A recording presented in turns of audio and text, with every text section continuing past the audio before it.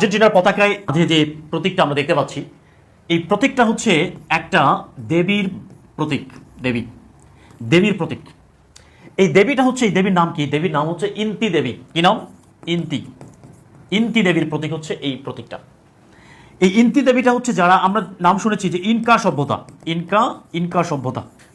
Inca সভ্যতা গড়ে উঠেছিল মেক্সিকোতে, এবং এই ইনকা সভ্যতার যে দেবী, তার প্রতীক হচ্ছে এই চিত্রটা। এখানে এই যে মুখটা আছে, এই যে এটা হচ্ছে দেবীর মুখ। এই দেবীর মুখ, এটা হচ্ছে আরেকটা আকৃতি হলো সূর্যের প্রতীক। সূর্যের প্রতীক আকারে এটা হচ্ছে দেবীর মুখ। এইখানে যে দেবীর যে মুখটা দেখা যাচ্ছে, এইটাই হচ্ছে ইন্তি দেবী। এখানে এই যে সূর্যটা আসে, এই সূর্যটা হলো আর্জেন্টিনায় 1810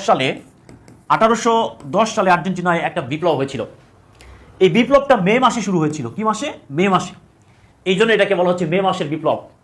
এই মে মাসের বিপ্লব চলাকালে আকাশে দুর্যোগের ঘনঘটা, আকাশটা ছিল মেঘাচ্ছন্ন। কিন্তু হঠাৎ করে কি হয়? ইন্তি দেবীর আবির্ভাব ঘটে, এবং আর্জেন্টিনার জনগণ মনে করেন যেহেতু হঠাৎ করে সূর্যের আবির্ভাব হয়েছে, সুতরাং ইন্তি দেবী এখানে সূর্য হয়ে আবির্ভূত হয়েছে।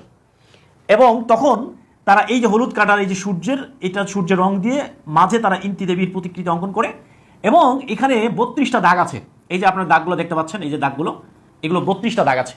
এই 32টা দাগের মধ্যে কিছু দাগ হলো সোজা, আবার কিছু দাগ হচ্ছে বাঁকা, আবার দাগ সোজা, আবার বাঁকা, আবার সোজা, আবার বাঁকা, আবার বাঁকা, আবার সোজা, আবার বাঁকা, আবার সোজা। মানে হচ্ছে এই যে বাঁকা আর সোজা, এটা দিয়ে কি বোঝানো হয়? এটা দিয়ে বোঝানো হচ্ছে এই যে বাঁকা যে দাগগুলো আছে, এই বাঁকা দাগগুলো দিয়ে বোঝানো হচ্ছে উষ্ণতা। কি বোঝায়? উষ্ণতাকে নির্দেশ করে।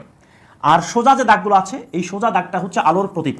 আর্জেন্টিনার পতাকার ভিতরে যে দেবীর যে প্রতিকৃতি দেখা যায়, এটা হচ্ছে ইন্তি দেবীর প্রতিকৃতি। কি দেবী? ইন্তি দেবী।